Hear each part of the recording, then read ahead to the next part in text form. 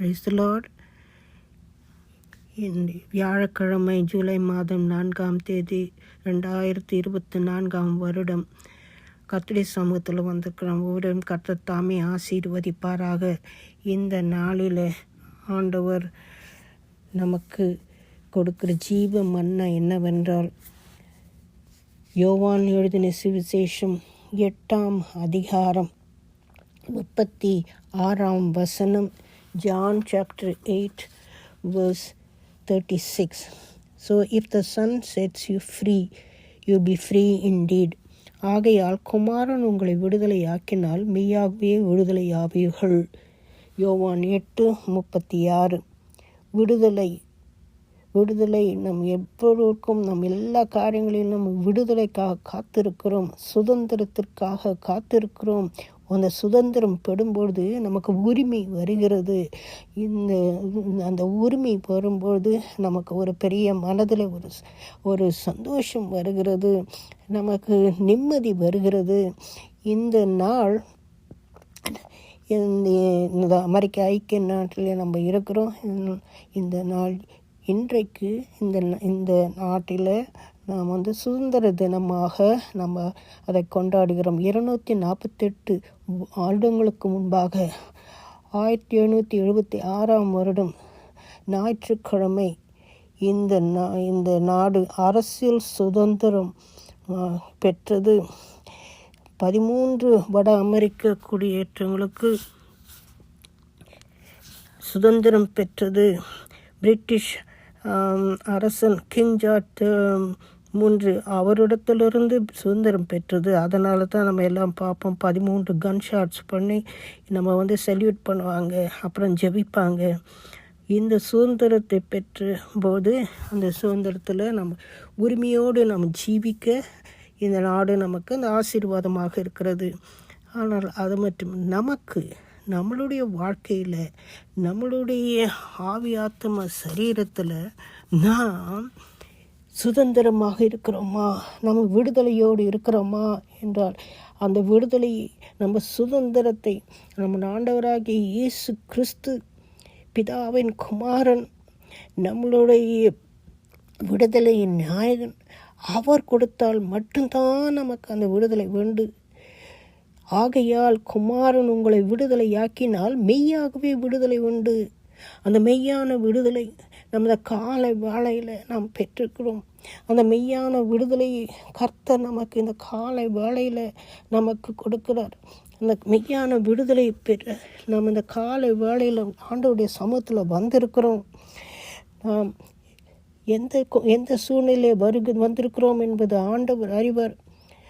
ஆண்டவர் என்னுடைய சத்தியத்தை அதை நாம் அறிந்தால் அந்த சத்தியம் நம்மளை விடுதலையாக்கும் என்று கர்த்தர் சொல்லுகிறார். ஆண்டவர் மெய்யாகவே நீங்கள் என் உபதேசத்தில் நிலைத்திருந்தால் மெய்யாகவே ஆண்டவருக்கு சீச்சலாக இருப்போம். அந்த சீச்சலாக இருக்கும்போது கர்த்தர் நமக்கு அந்த சத்தியத்தை அறியும்போது அந்த சத்தியம் நம்மளை விடுதலையாக்குகிறது என்று சொல்லி கர்த்தர் நம்ம காலை வேளையில் நமக்கு அந்த விடுதலையை தருகிறார். நம்முடைய மனோநிலைமையிலிருந்து விடுதலை, நம்ம பாவப்பட்டுகளிலிருந்து விடுதலை, நம்மளுடைய கஷ்டங்களிலிருந்து விடுதலை, நம்ம வியாதிகளிலிருந்து விடுதலை கர்த்தர் கொடுக்கிற விடுதலை அவர் முற்றிலுமாக கொடுக்கிற வேண்டும்.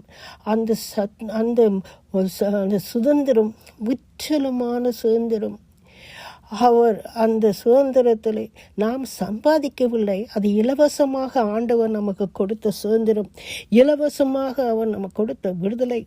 கர்த்தராகிய தேவன் நம்முடைய ஒரே பேரான குமாரனாகிய நாதர் இயேசு கிறிஸ்துவை நமக்காக நம்முடைய பாவங்களுக்காக நமக்கு விடுதலை பெறுவதற்காக, நம்ம வியாதி விக்னங்களில் விடுதலை நம்முடைய சத்துருவானின் கரங்களிலிருந்து விடுதலை தருவதற்காக அவர் இந்த உலகத்தில் நமக்காக அவர் பிறந்தார்.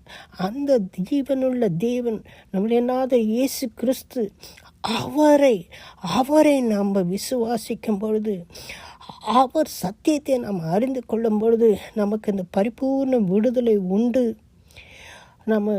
நமக்கு நம்முடைய குமாரனாகிய நம்முடைய ஆண்டவராகிய இயேசு கிறிஸ்து அவர் நம் சொந்த குமாரனாக இருக்கும்பொழுது நாம் ஒரு வீட்டில் இருக்கிறோமானால் அந்த குமாரன் என்று சொல்லும்போது நம்ம பிள்ளைகள் என்று சொல்லும்போது அந்த நம்ம அந்த வீட்டிற்கு நம்ம சேர்ந்து இருக்கிறோம், அந்த வீட்டில் நிலையாக இருப்போம். ஆனால் அடிமையானவன் அந்த வீட்டில் நிலைத்து இருக்க மாட்டான். அவன் வருவான், வேலை செய்வான், அவன் போயிடுவான். ஆனால் நமக்கு ஆண்டவர் நம்மை இயேசுவின் குடும்பத்தில் நம்ம ஒரு காலம் நம்ம அடிமையாக இல்லை. ஆனால் நாம் ஒவ்வொருவரும் விடுதலை பெற்ற பிள்ளைகளாக இருக்கிறோம் என்று கர்த்தர் இந்த காலை வேளையில் நமக்கு அந்த விடுதலையின் ஆசீர்வாதத்தை தருகிறார். ஆண்டவர் நமக்கு வானத்திலும் பூமியில் உள்ள சகல அதிகாரங்களும் எனக்கு கொடுக்கப்பட்டது. ஆண்டவர் அந்த அதிகாரத்தின் மூலமாக நமக்கு விடுதலையை கொடுக்கிறார். அந்த அதிகாரத்தின் மூலமாக நமக்கு சுதந்திரத்தை கொடுக்கிறார். அந்த அதிகாரத்தின் மூலமாக நமக்கு உரிமையை தருகிறார். ஆகவே இந்த காலை வேளையில் நம்ம சரித்த வரலாக சத்தியத்தை அறிவது அது பரிசேயர் சதுசேயர் அதையெல்லாம் அறிந்திருந்தாங்க. அது சரித்திர வரலாறு அறிந்திருந்தாங்க. ஆனால் அந்த சத்தியம், அவர்கள் அறிந்த சத்தியம் சத்திய வரலாறு மட்டும் இருந்தது. ஆனால் இன்றைக்கு நாம் இயேசுவின் மீட்பை, அந்த உண்மையை, அவரே வழியும் சத்தியம் ஜீவனமாய் இருக்கிற அந்த சத்தியமான நம்முடைய நாதர் இயேசு கிறிஸ்துவின் மீட்பை நம்ம அறிந்தும்போது அந்த இயேசு கிறிஸ்து நம்மை விடுதலையாக்குகிறார். நமக்கு இருக்கிற எல்லா கட்டுகளிலிருந்தும் விடுதலையாக்குகிறார். ஆண்டவர் நமக்கு நம்மை எப்பொழுதும் நமக்கு பழைய கட்டுகளிலிருந்து விடுதலை செய்கிறார். ஆண்டவர் நியாயப்பிரமாணத்திற்கு நாம் மருத்துவர்களாகி அதிலிருந்து விடுதலை பெற்றிருக்கிறோம். நம்முடைய பயத்திலிருந்து இருந்தால் அந்த பயத்திலிருந்து ஆண்டவர் விடுதலை தருகிறார். ஆண்டவர் நமக்கு எந்த விதமான மாம்சத்தின்படி பிழைத்தால் சாவீர்கள், ஆவியினால் சரீரத்தின் செய்கைகளை அழித்தால் பிழைப்பீர்கள் என்று சொல்லி ரோமர் 8:13 நம்ம படிக்கிறோம். கர்த்தர் நமக்கு ஆவியின் ஆசீர்வாதமான விடுதலை தருகிறார். ஆண்டவர் கிறிஸ்து இயேசுவினாலே ஜீவனுடைய ஆவியின் பிரமாணம் என்னை பாவம் மரணம் என்பவள் பிரமாணத்தை நின்று விடுதலை ஆக்கிற்றே என்று ரோமர் 8:2 படிக்கிறோம். பாவம் மரணம் இதிலிருந்து நமக்கு விடுதலை தந்தது. அதற்காக நன்றி செலுத்துகிறோம். ரோமர் 8:18 பாவத்தினின்று நீங்கள் விடுதலையாக்கப்பட்டு நீதிக்கு அடிமைகளானீர்கள் என்று சொல்கிறது. கர்த்தர் இந்த காலை வேளையில் நம்ம ஒவ்வொருவருக்கும் அந்த இயேசுவை அறிந்த பிள்ளைகளாக, உண்மையான தெய்வ கிருபையின் ஆசீர்வாதத்தை பெற்ற பிள்ளைகளாக, நம் நாதராகிய இயேசு கிறிஸ்துவை நாம் முழு மனதோடு அவரை ஏற்றுக்கொண்டு அவரை ரட்சிப்பின் ஆசீர்வாதத்தை பெற்ற பிள்ளைகளாக இருக்கும் பொழுது நமக்கு கர்த்தர் பெரிய ஆசீர்வாதத்தை தருவார். சரித்திர வரலாறை மற்றும் நம்ம அறிந்த பிள்ளைகளாக பரிசேயர் சதுசேயர் போல இல்லாமல் நாம் ஒவ்வொருவரும் நம்ம ஆண்டவராகிய இயேசு கிறிஸ்துவை நாம் முழுவதுமாக நம்ம அந்த பிலிப்பிய ஜெயிலரை போல நாம் நம்ம அப்போஸ்தலர் நடபடிகள் 16:3 நாம் படிக்கிறபடி ஆண்டவர் அந்த மகன் ஆனால் என்ன ஆண்டவரை அவனை ஏற்றுக்கொண்டான், முழு மனதோடு கர்த்தரை ஏற்றுக்கொண்டான். அந்த தேவன் இந்த காலை வேளையில் நம்ம ஒவ்வொருவரையும் பார்த்து அந்த விசுவாச நம்பிக்கையின் மூலமாக கர்த்தர் நம்ம காலை வேளையில் நம்ம ஆண்டவர் நம்மை அழைக்கிறார்.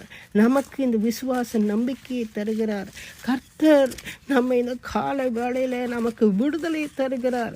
கர்த்தர் இந்த காலை வேளையில் சரீர பாடுகளிலிருந்தோ, மனதில் இருக்கிற மனோவியாதியிலிருந்தோ, அல்லது நமக்கு இருக்கிற கஷ்டங்களிலிருந்தோ, எந்த விதமான கஷ்டங்கள் இருந்தாலும் கர்த்தரிடத்தில் சமூகத்தில் நிற்கும்பொழுது நம்ம ஜீவனுள்ள தேவனாகிய கர்த்தர் நமக்கு விடுதலை தருகிற தேவன். அவரால் மட்டும்தான் நம்ம விடுதலையை பெற்றுக்கொள்ள முடியும். அந்த தேவன் இந்த காலை வேளையில நம்மை பார்த்து சொல்லுகிறார், கர்த்தர் அந்த விடுதலையை தருகிறார். ஆகவே சொல்றாரு, அவர்கள் கர்த்தராகிய இயேசு கிறிஸ்துவை கர்த்தராகிய இயேசு கிறிஸ்துவை விசுவாசி, அப்பொழுது நீயும் உன் வீட்டாரும் ரட்சிக்கப்படுவீர்கள் என்று சொன்னார். ஆகவே இந்த நம்முடைய வீட்டாரும் ரட்சிக்கப்பட வேண்டுமானால் ஆண்டவராகிய கர்த்தராகிய இயேசு கிறிஸ்துவை நாம் விசுவாசித்து அவருக்கு கீழ்ப்படிந்து நிற்க கர்த்தர் கிருபை செய்ய வேண்டுமாறு ஜெபிக்கிறோம். அப்படியாக கர்த்தர் ஒவ்வொருவரையும் ஆசீர்வதிக்க அந்த சிறைசாலையின் அதிகாரி எப்படி இருந்தாலும் அப்படியாக நமக்கும் அந்த ஆசீர்வாதத்துக்கு தர கர்த்தர் அந்த காலை வேளையில் காத்திருக்கிறார். ஆகவே இன்றைக்கு நாம் கர்த்தருடைய சமூகத்தில் வந்து நம்மளுடைய பாவ கட்டுகளில் இருந்தோ, நம்மளுடைய பயத்தில் இருந்தோ, நம்மளுடைய மரண கட்டுகளில் இருந்தோ, நமக்கு மனதில் இருக்கிற எந்த விதமான அவநம்பிக்கையில் இருந்தோ நம்ம விடுதலை பெற்று ஆண்டவராகிய இயேசு கிறிஸ்துவை நாம் அவரை பற்றி சத்திய வரலாறை பற்றி அறிந்தில்லாமல் நம்ம அவர் ஒருவரே சத்தியம், அவர் ஒருவரே நமக்கு வழி, அவர் ஒருவரே நமக்கு ஜீவன் என்று நாம் அதை அறிந்த பிள்ளைகளாக மட்டுமல்ல, அவருடைய இரத்தத்தினாலே கழுவப்பட்டு அவருடைய ஆசீர்வாதத்தை பெற்ற பிள்ளைகளாக அவரை நம் சொந்த இரட்சகராக நாம் ஏற்றுக்கொள்ளும் பொழுது அந்த ஜீவனுள்ள தேவன் நமக்கு விடுதலை தருவார், மெய்யான விடுதலை தருவார். ஆகையால் குமாரன் உங்களை விடுதலையாக்கினால் மெய்யாக விடுதலையாவீர்கள் என்று யோவான் 8:36 படி இந்த காலை வேளையில் நாம் ஒவ்வொருவரின் கர்த்தர் கொடுத்த அந்த விடுதலையை பெற்றுக்கொண்டு அந்த சுதந்திரத்தை பிடித்துக்கொண்டு அப்பா பிதாவே என்று அழைக்கும் அந்த உரிமையை பெற்றுக்கொண்டு நாம் ஆண்டவருக்கு நன்றி செலுத்துவோம். ஜெபிப்போமா. ஆண்டவர் உங்களை ஆசீர்வதிப்பாராக. ஆமேன்.